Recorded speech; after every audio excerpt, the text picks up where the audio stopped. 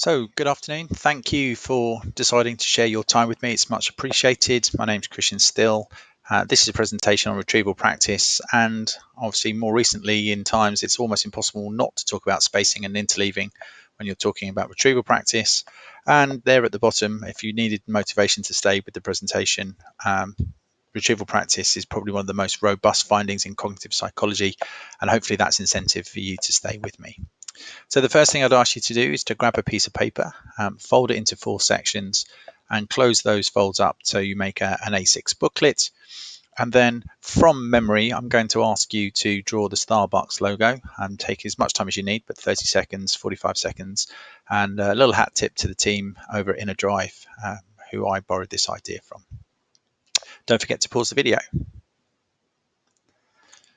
So we've now got the logo there for you, the thin green outer circle and the inner green ring, 2 stars, crown, the black inner circle, the hands, the trademark are in the bottom corner.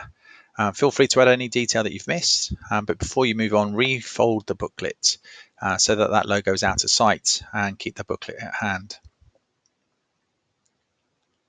So why retrieval practice? 3 reasons really. They're listed there on the left-hand side, but to summarize, most learners come to learning with their own cognitive bias, i.e. that it's counterintuitive and learning is often counterproductive. We're going to talk briefly about forgetting and why forgetting is important to learning.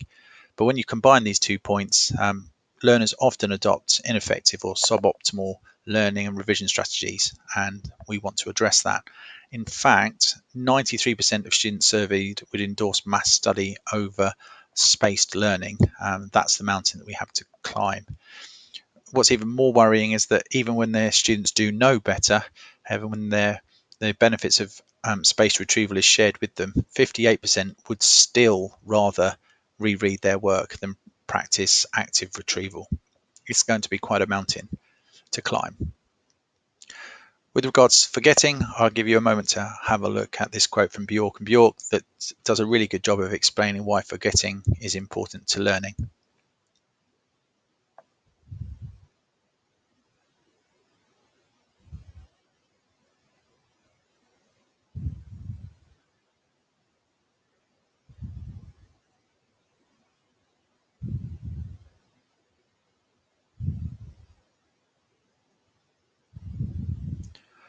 And it is those important peculiarities that spaced retrieval practice addresses, and let me perhaps explain why. Started off with that key quote about the retrieval practice being really robust. Is it suitable for classroom settings? Unequivocally, yes. About 100 years of research behind it, and I'm sure many of you have covered the Danilowski learning paper there, and retrieval practice is one of those that comes up with high utility for classrooms. But there's also some big performance gains that have been found with spaced retrieval and spaced retrieval, I should say, and certainly with repeated retrieval providing some 400% improvements on retention. So I don't think it's something that we can ignore. If you need a further convincing, there's a number of meta-studies out there at the moment. Here's just one example, and you can see down the right-hand side just the significant amount of support for retrieval practice, and it's quite utilitarian, covering many different subjects and age ranges, and there are subtleties between them. Absolutely there are, but largely positive findings across the board. 2 findings I draw your attention to is that huge 400% benefit on repeated retrieval over study, and also that what seems quite interesting is that in the first 5 minutes, if you just do a study protocol or even a heavy study protocol with just testing, both of those protocols are better in the short term than a testing protocol. Well, but a week later, as you can see there, the results are reversed, and that a testing protocol has much better long-term retention benefits. Now, hoping that I've got your attention. A quick recap on memory. Some great work by Ollie Cav out there given away. If you get the opportunity to hear him speak or perhaps take part in one of his online sessions, I'd highly recommend it. But a summary of the diagram there on the left-hand side is that first of all, you must have their attention, but any incoming sensory information that gets past the bottleneck, which is attention, has to be processed in a relatively speedy time, otherwise it's lost. Learning occurs between the working memory and the long-term memory when that information is transferred or encoded. And it's important that that information is transferred to long-term memory through conscious processing. I think Willingham sums it up nicely when he says that memory is the residue of thought, and that everybody anticipates that without attention, there is no learning. I'm sure anybody listening to that as a teacher would recognize that. What is retrieval practice? As an educator for the first 10 years of my career, I was very much focused on getting information in, and subsequently now I'm very much interested in how I get information out. Retrieval practice simply is getting information out. That's any response or answer to a question or prompt from long-term memory. Essentially, you could say it's harnessing the testing effect. And there are lots of different types of retrieval practice, some great routines out there. A very quick Google search will come up with many, and there's half a dozen or so listed there on the right-hand side.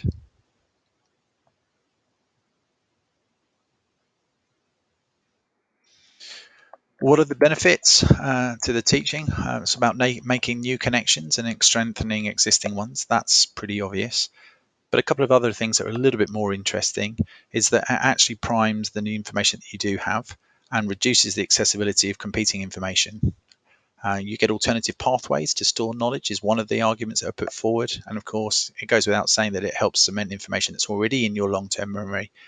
But what's also interesting is it helps support the assimilation of new information, what's referred to as the potentiating effects of retrieval. It builds students' confidence. I certainly see that in my teaching. Normally around week 4, week 5, when we've done retrieval practice most lessons, and the students are starting to remember the previous content, their confidence grows, especially when they get to use that information in their own oral responses and then subsequently their written responses. It's a buffer against stress. Certainly information that's been learned through retrieval is fairly resilient to stress, which is quite useful when you consider the pressures of exams. And don't forget the opportunity to elaborate. So providing information retrieval and then elaborating how and why the information that's been retrieved is relevant is very powerful.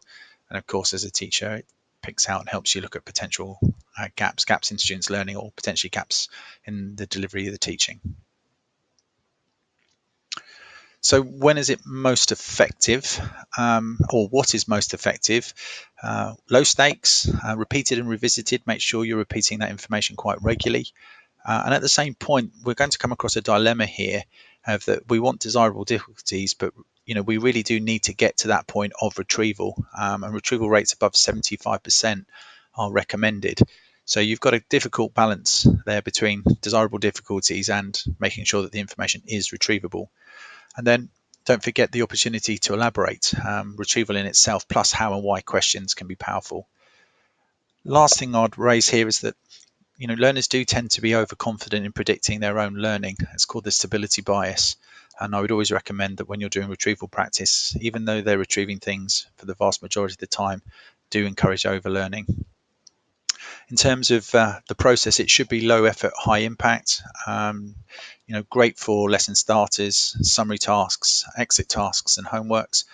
And even better if you have tools that do most of the heavy lifting for you, and we'll share one of those tools at the end of the presentation.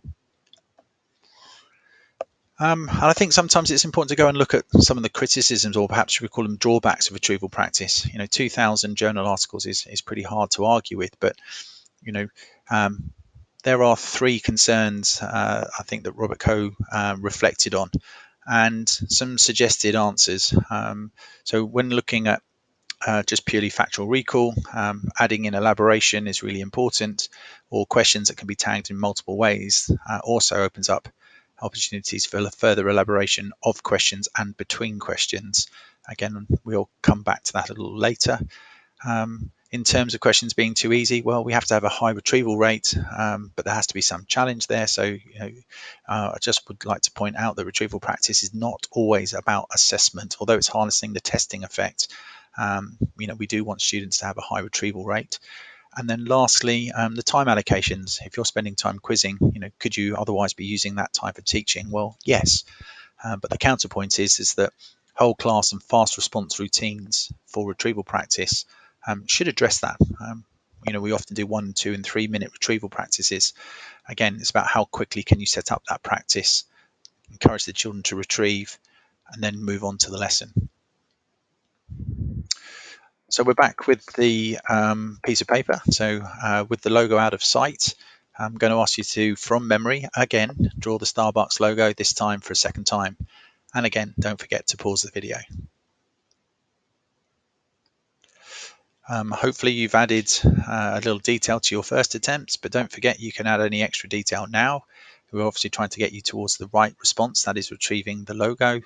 But before you move on, refold the booklet again so that both drawings now are out of sight, and keep the booklets at hand.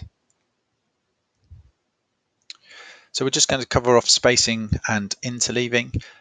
Spacing, again, a huge amount of research supporting that, with some quite significant performance gains between 10 and 30% in the long term, not in the short term, in the long term, through a range of tasks. Questions that arise about expanding or equally spaced schedules. Initially, we did think that, or it felt intuitive that expanding schedules were probably most desirable. We're now finding out with some of the research that equally spaced schedules can be just as effective. So is there a recommended spacing gap between study and retrieval sessions? Short answer is no. It's quite complicated. The fast answer is look to between 10 and 20% of the total time you want to retain the information. So a very loose rule of thumb: if you're going to test in a month, retrieve once a week. If you're testing at the end of the week, review daily. Now, with interleaving, again, a lot of information. I'm sure if you did a quick search, you'd find quite a few of the key studies. It's basically mixing or cycling topics instead of focusing or blocking the same topic to mastery. Again, this is a long-term strategy, and it can be very effective when there is some overlap or cross-referencing between topics, because learning bleeds between those topics or seeps in. Again, some significant research in maths in particular. Interleaving, again, one of the key things behind it, or I think one of the key benefits is that you're able, or students are then able, to discriminate between different types of problems, which allows them to identify the ideal thought processes for each. Again, I'll just say one more time, spacing and interleaving lead to slower, often more error-prone learning, hence why it's counterintuitive, because in the long term, the benefits are there. Okay, one final time, hopefully with both drawings out of sight from memory. If you could draw the Starbucks logo one last time, and again, don't forget to pause the video. So you've now got 3 drawings, and I'd like you just to compare the third version with your first version, a little tick box task, and I'm hoping that your third version, your third retrieval, gives you the opportunity to include more in your diagram. Just a little bit of fun. So whilst I've been interested in retrieval practice for about 8 or 9 years, and the past 12 months have been unique for us all, I'm sure, but for myself, I came back from the Middle East, joined a school just after the start of term, and I was looking for a way to really structure the start of lessons to make them purposeful and meaningful. I needed a routine to help settle the students who were experiencing themselves, a disruption to their learning with a change of teacher. And I went straight to retrieval practice, hardly surprising. That's where it started, and I charted the work with those students from about late September through to early March, the successes, the drawbacks, and where we went. But from then on, obviously, everything changed for everybody in March, and I became really focused on what was going to be a future project, what became known as Remember More. Remember More is a 3-part system. I'm only going to talk about 2 of them, but Classroom Remember More is an open, fast, flexible and free spaced retrieval service designed for busy educators and determined students. So that's the key point there.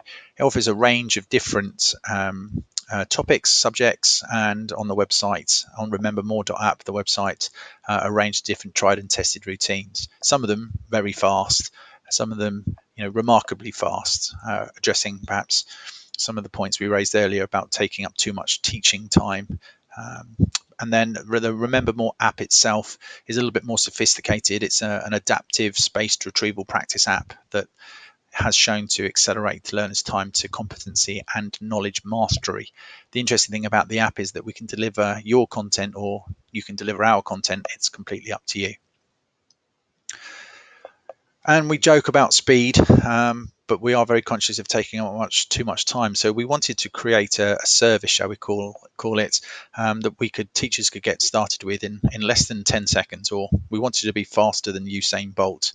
And with that, we came up with classroom.remembermore.app. It's pretty straightforward. You select the prompts you want to work with, and you decide what aspects of that you want to work with. You select how long you want to work with it and how many, and that is it. That is the routine, and you are up and running. And you can see what that looks like in the students' books. That's from the 2nd of September, so you can see how quickly the routine is adopted, and that's just a Year 7 student in a mixed ability group. So 2 sessions there, a starter for 3 and a starter for 3. This is the Christmas Carol grid that you pick from, and again, just select the information that you want and how long and how much, and that's what it looks like on the screen. So within 10 seconds, you're up and running. The app's a little bit more sophisticated, as I said. This is an app that's available for you to test. It is in both the App Store and the Android Store, and this is Capital Cities. You can see there again, it's a flashcard style with something called confidence-based assessment at the bottom. So it's all down to the learner's confidence in the information that's being shown to them, with some elaboration there in that final slide. So some elaboration over the Republic of Congo and Brazzaville, a bit of information that's been elaborated, and then the stats and the information, the immediate feedback that they get, stats over long term, and also a reward schedule. So we're coming towards the close now. What I'd like to do is take that piece of paper that you drew on, unravel it, and I've got some very quick retrieval practice activities for you. In the first square that's empty, could you just write down 3 reasons why retrieval practice might be of interest to you? In the second square you've got available to you, list when retrieval practice is most effective. In the third empty square, if you can remember what spacing or interleaving is, both would be great, but one would be good. You can always go back and rewind the video if you want to find out the other. And then in the fourth and final square, just take a pause and make a professional commitment that relates to retrieval practice and how you might be able to use it. If you're an English teacher, there's plenty of English coverage on Classroom, lots of geography, science, and we're always looking to add to it. One last retrieval practice, one of my more favorite tasks. Obviously we've got purple boxes, pink boxes and orange boxes, and you can do a number of different tasks here with retrieval. So first of all, what links the pink boxes together, what links the purple boxes together, what links the orange boxes together, and then you can always ask students to draw lines connecting them and to look for and elaborate on the connections between them. And if you want to have a go at that activity, you can come back to that, or you can pause the video. 2 fantastic interview clips with the main man himself, Robert Bjork, obviously the other key researcher in this area, or a number of key researchers in this area. Jeff Karpicki has a lot of work in there, and there's recently some more meta studies that you can read up on the retrievalpractice.org website. But again, just some signposts for you. And that's all that's left for me to do, is to thank you for your time. Feel free to reach out if I can help with anything. Love any feedback you can provide on classroom.remembermore.app. It's there, it's available, it's free, and perhaps give yourself a break, have a cup of coffee, set the children some retrieval practice, even set them a homework that you can then recreate in the class, and we've done all the heavy lifting for you. Okay, thank you. Thanks very much. A big thanks to the team at ResearchEd, Surrey. Thanks to Jack for the invitation. I hope you've enjoyed the presentation. Thanks.